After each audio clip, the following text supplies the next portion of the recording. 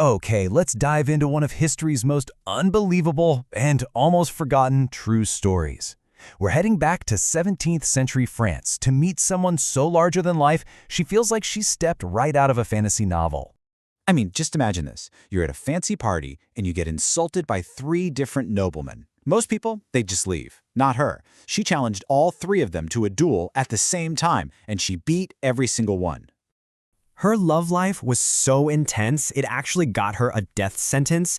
When her girlfriend's parents had the girl locked away in a convent, did she give up? Nope. She posed as a novice, snuck inside, and then orchestrated a little thing I like to call a fiery escape. And on top of all that, she became one of the biggest celebrities of her time, famous for her incredible voice. But honestly, the drama she acted out on stage, it had nothing on her real life, which was just packed with brawls, duels, and passionate love affairs with both men and women. So who was the real woman behind these absolutely incredible legends? Her name was Julie d'Aubigny, but the world knew her as La Maupin, and her story is one of the most fascinating rabbit holes in all of history. So first, let's just talk about the incredible myth that surrounds her.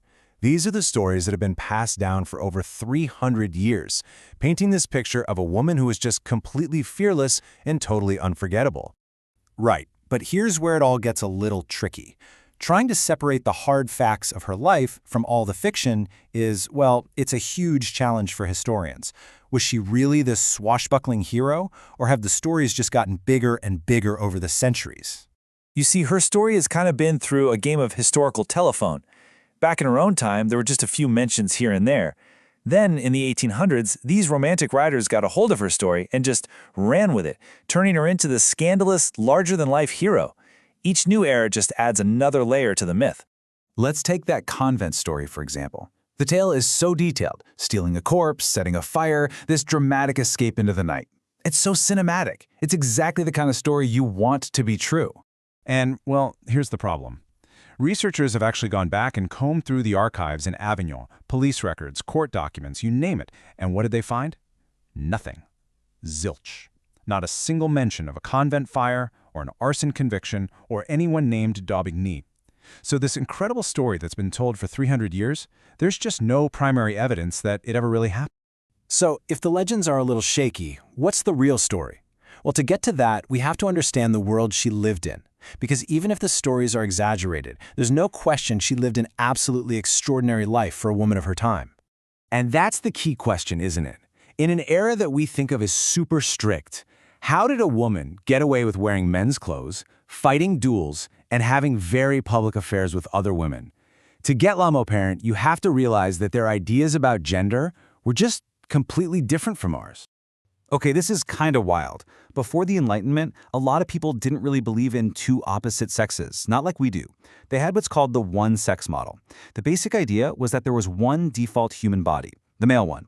A female body was seen as just an inverted, less developed version of that, simply because it lacked enough vital heat to, push everything outward.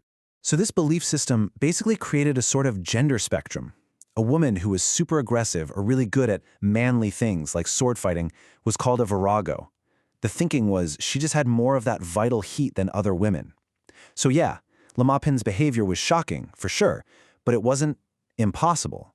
She fit into a recognized category, even if it was a very, very rare one.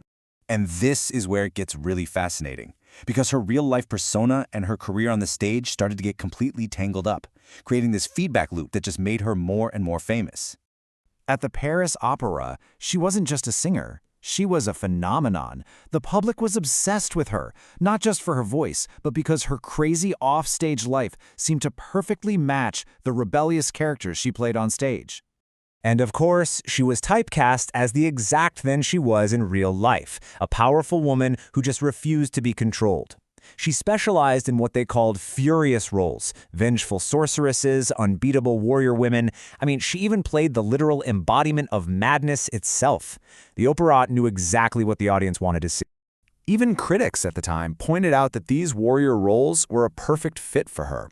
This quote here basically says that her bold and cavalier air made her more believable in these parts than in the typical delicate female roles. Her real life wasn't a liability to her career, it was her greatest asset.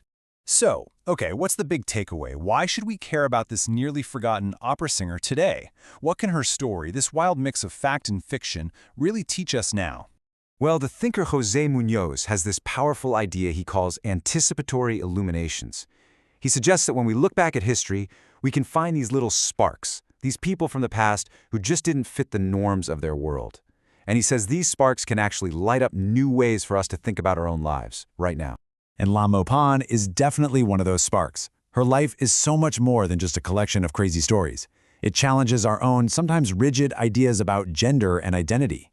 She's just this powerful reminder of the courage it takes to live as your true self, no matter what century you're born into.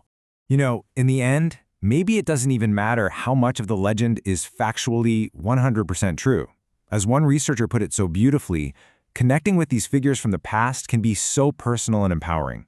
Just believing in the possibility of La Maupin, believing that someone could live that boldly, can give us the courage to believe in ourselves.